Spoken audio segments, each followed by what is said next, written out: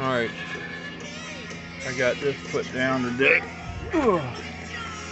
Starting to look a little bit more like an oven. But got to cut a couple more bricks. I just didn't feel like starting no cutting operation, but only got a couple of bricks left of those. I got that one and these few up here. I only need a couple more right here, a couple on that side. So that's no big deal. I probably got them laying around somewhere, but I wiped that all down. It's got a little bit of haze on it. And my joints look pretty good, and I leveled it as I went around. I did have to, I had these washers on here so they would capture in that concrete. I got to put a 2 inches of vermiculite concrete out here and 2 on top of this. It'd be 4 total.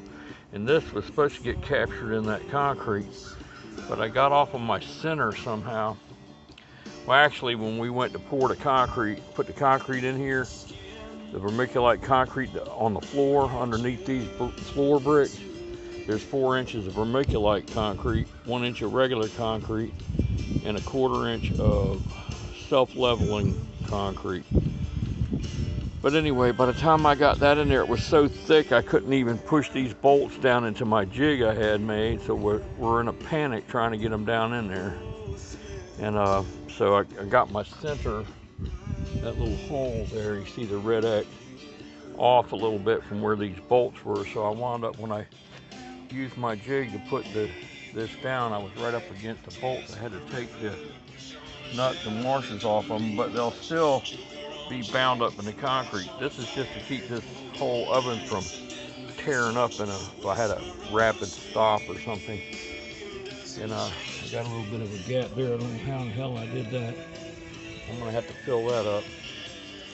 And I'm gonna come back here and put fire mortar in these. I got a mortar piping bag to fill these up, so I'm going to go around and do that later. I'm not going to get filthy. There's not supposed to really be any gaps in there. But by the time I put all of that, get this mortared up, and I'll come back and do what they call pointing these up and fill all these up. And I'll get that all filled in with the fire mortar. And then it's going to get a whole layer of fire render of 2 inches thick of vermiculite concrete on the outside of this. You won't see any of this, so I didn't worry about cleaning up. This bolt was so out of place, I had to cut a groove for it to go in. Oh, that's why I have that gap there, because of this bolt. Kind of screwed me all up. I still could have pushed that over that way more. I don't know what the hell I did that for. Whatever. Just always gonna be stuff like that. But it's kind of cold out here today. Anyway, I got this back one's up, so I'll cut these angles on this. It's gonna be 3 whole bricks here, 3 whole bricks there. They'll be over a little bit more because I got this point I gotta cut off of this brick. I gotta cut this point off right here. This point's gonna come off, and that'll let this come over another inch. Same on that side, and that leaves me 7 in there, and I got a 6-inch flue pipe going in that. And then this arch is just so that you have place for your door to rest.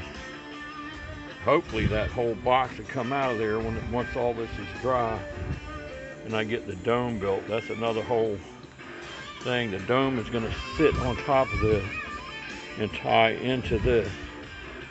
So the dome will go up here on top of this, and I'll cut an opening in the dome. After I'm going to make the dome hole, and then I'm going to trace around this onto the dome and project that, the geometry of this, I'll project it outward and leave like an extra 1/2 inch.